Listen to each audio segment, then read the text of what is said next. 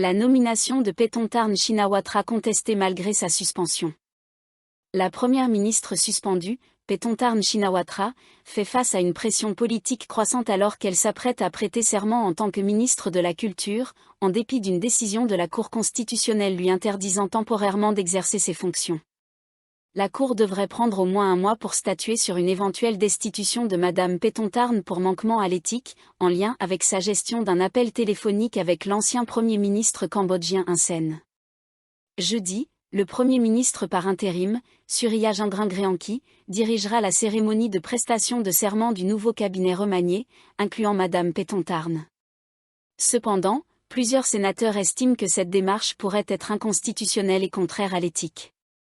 Selon une source au Sénat, plusieurs sénateurs envisagent de saisir la Cour constitutionnelle pour obtenir une interprétation juridique. Deux points principaux sont soulevés, la nomination de Madame Paetongtarn au poste de ministre de la Culture alors qu'elle est sous enquête éthique, et le rôle de Monsieur Surya, qui va la conduire à prêter serment alors que la Cour examine la possibilité de sa destitution complète de la fonction de Première ministre. Seuls les juristes affiliés au gouvernement estiment que Madame Paetongtarn peut prêter serment et exercer ses fonctions de ministre, indique la source sénatoriale, sous couvert d'anonymat. La majorité des experts juridiques indépendants considèrent cela comme juridiquement discutable, voire inconstitutionnel. Une situation inédite selon les sénateurs. Monsieur Surya a été aperçu mercredi à la maison du gouvernement, en préparation de la cérémonie de jeudi. Une fois cette cérémonie terminée, Fintam Wechayachai, en tant que nouveau ministre de l'Intérieur, assumera officiellement le rôle de Premier ministre par intérim. Selon la même source au Sénat, cette situation est sans précédent et nécessite une clarification judiciaire. Si Madame Paetongtarn et Monsieur Surya estiment ne pas enfreindre les règles éthiques, ils peuvent aller de l'avant mais le Sénat est prêt à déposer une requête auprès de la Cour constitutionnelle pour créer un précédent juridique, si cela se concrétise. Tulsiti Somon, représentant du groupe de protestation United Power of the Land to Protect Sovereignty, a officiellement soumis une pétition au président du Sénat mercredi, demandant à la Chambre haute de saisir la Cour pour statuer sur l'éligibilité de Madame Paetongtarn au poste de ministre de la Culture. La pétition affirme qu'elle ne remplit pas les conditions constitutionnelles pour siéger au cabinet, selon les articles 160, 4 et 5 de la Constitution, puisqu'elle est actuellement suspendue de ses fonctions de Première ministre. Confusion sur l'intérim à la tête du gouvernement. Monsieur Surya a précisé que, normalement, le vice-premier ministre et nouveau ministre de l'Intérieur, Fintam Wechayachai, devrait assumer la fonction de Premier ministre par intérim. Toutefois, Monsieur Fintam n'est pas encore entré officiellement en fonction, ayant quitté ses précédents postes de vice-premier ministre et ministre de la Défense. Il attend une audience royale pour prêter serment jeudi. Une fois cette étape franchie, il assumera officiellement le rôle de Premier ministre par intérim, un décret signé étant déjà prêt. Shuzak Sirinil, ministre rattaché au bureau du Premier ministre, a déclaré que les critiques à l'égard de Madame Paetongtarn étaient infondées. Une telle interprétation revient à considérer que la Première ministre a été déclarée coupable ou a définitivement perdu ses qualifications, ce qui n'est pas le cas, a-t-il affirmé. Un autre suspect arrêté après un vol de 3,4 millions de bahts dans un centre commercial de Bangkok. Un nouveau suspect recherché dans l'affaire du braquage de 3,4 millions de bahts survenu dans un centre commercial de Bangkok a été arrêté à Nonthaburi. Il a tenté d'échapper à la police en grimpant sur un toit, mais a chuté et a été blessé.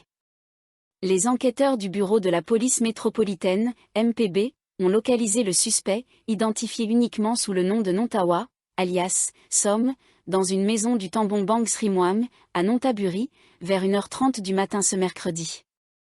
Lorsqu'il a réalisé que les policiers se rapprochaient, le suspect a escaladé le toit de la maison. Il a toutefois chuté, se blessant au passage. Il a été conduit à l'hôpital Phra Nang Klao pour y recevoir des soins pour des blessures non spécifiées. Il reste sous surveillance policière à l'hôpital et fera face à des poursuites judiciaires. Nontawa est le troisième suspect arrêté dans cette affaire, après l'arrestation d'un homme et d'une femme la veille. Un braquage de crypto-monnaie en plein parking. Les faits remontent à lundi soir, vers 19h30. Cet individus armés ont braqué 3 victimes sous la menace de couteaux dans le parking du centre commercial central Lad Prao, dans le district de Chatuchak à Bangkok. Les victimes s'apprêtaient à échanger 3,4 millions de bahts en espèces contre l'équivalent de 100 000 $ en crypto-monnaie Tether, USDT, lorsqu'elles ont été attaquées. Les deux suspects arrêtés en premier, identifiés seulement sous les noms de Sherpa, 25 ans, et Nana, 31 ans, ont été interpellés dans un complexe hôtelier du district de la Lom Khaeo, à Pathum Thani, à 1h du matin mardi, selon le général de police Sayam Bunsom, chef du MPB. Ils sont inculpés pour vol à main armée de nuit avec utilisation d'un véhicule. La police poursuit toujours les recherches pour retrouver les 4 suspects restants. La Thaïlande réaffirme sa souveraineté sur le temple Tamuantom contesté à la frontière cambodgienne. Un porte-parole de l'armée thaïlandaise a réaffirmé mercredi la souveraineté historique de la Thaïlande sur les ruines du temple Tamuantom, situé dans la province de Surin, à la frontière avec le Cambodge. Le général de division Winte Suvaré a déclaré que l'armée royale thaïlandaise, RTA, n'avait aucune obligation juridique de se conformer à la décision de Google d'indiquer que le temple se trouve sur le territoire cambodgien. Selon lui, de nombreux emplacements signalés sur les applications Google Earth et Google Maps sont inexacts et n'ont aucune valeur légale, ni au niveau national ni international. Le général a souligné que la Thaïlande avait toujours exercé sa souveraineté sur le site de Tamuantom, situé dans le district de Phanon Dang Rak, dans la province de Surin. Cette revendication s'appuie sur des preuves géographiques ainsi que sur l'administration historique du site par les autorités thaïlandaises. Un site classé depuis 1935, bien avant l'indépendance du Cambodge. L'armée thaïlandaise a rappelé, via sa page Facebook officielle, que le temple avait été classé comme site archéologique thaïlandais dès 1935, en se basant sur la ligne de partage des eaux servant de frontière naturelle dans la région. Cela s'est produit près de 20 ans avant l'indépendance du Cambodge vis-à-vis de la France, survenue en 1953.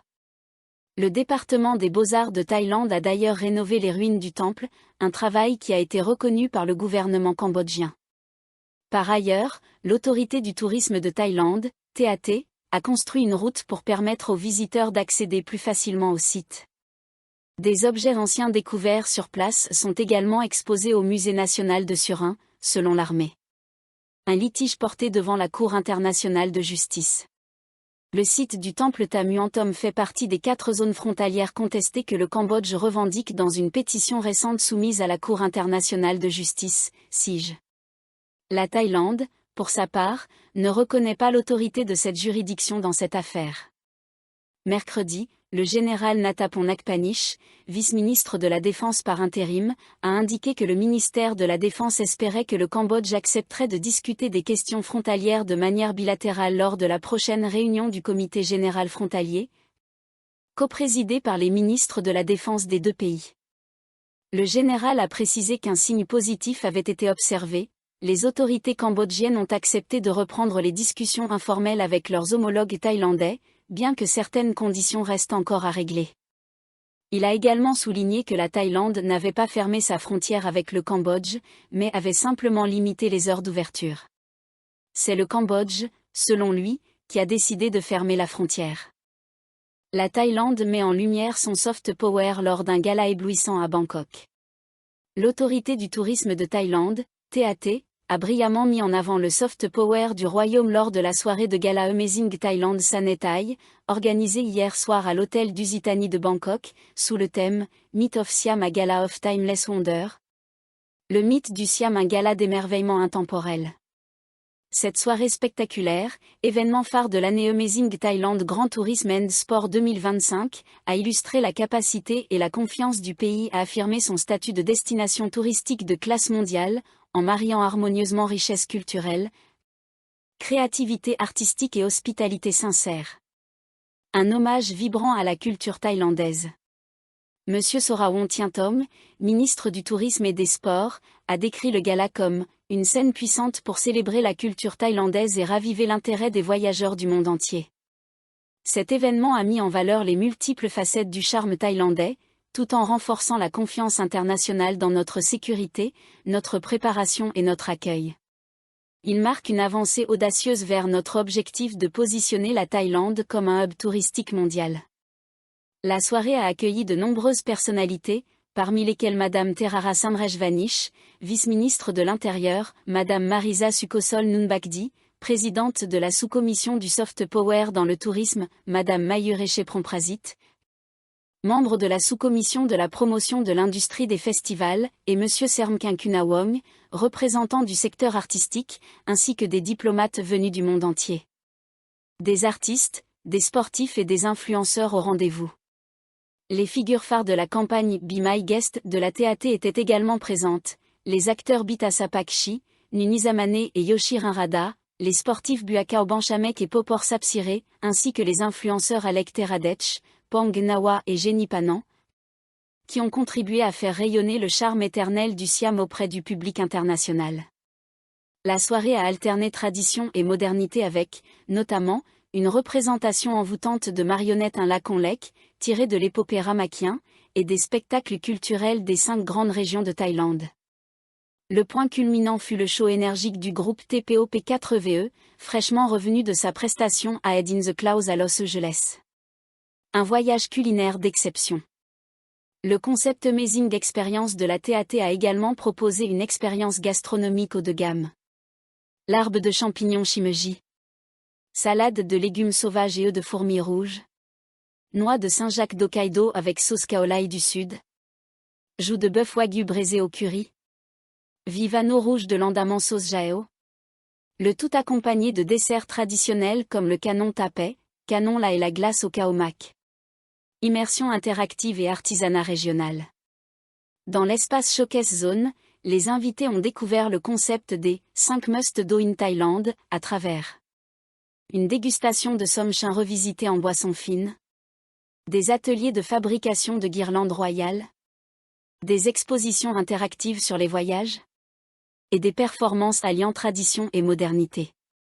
La soirée s'est conclue par la présentation de Thailand in the Box, un coffret cadeau rassemblant des objets artisanaux emblématiques des 5 régions du pays. Un éventail en palmier tressé du sud. Un fakaoma, étoffe traditionnelle, du centre. De l'orfèvrerie thaïlandaise du nord. Un coussin kit du nord-est. Et un mortier en granit de l'est. Une célébration du lien culturel et de l'amitié. Madame Tapane Kiatfeboul, gouverneure de la TAT, a conclu que le gala avait raconté l'histoire de la Thaïlande à travers ses couches de culture, d'âme et de mystère. Le mot mythe évoque aussi Mi, qui signifie ami en thaï, symbole de l'hospitalité chaleureuse du royaume. Nous avons réussi à projeter le soft power thaïlandais sur la scène mondiale, à travers la culture, l'art et la gastronomie, en inspirant les visiteurs qu'ils découvrent la Thaïlande pour la première fois ou qu'ils y reviennent. Cette soirée a confirmé notre place parmi les ** destinations les plus créatives, accueillantes et attrayantes au monde.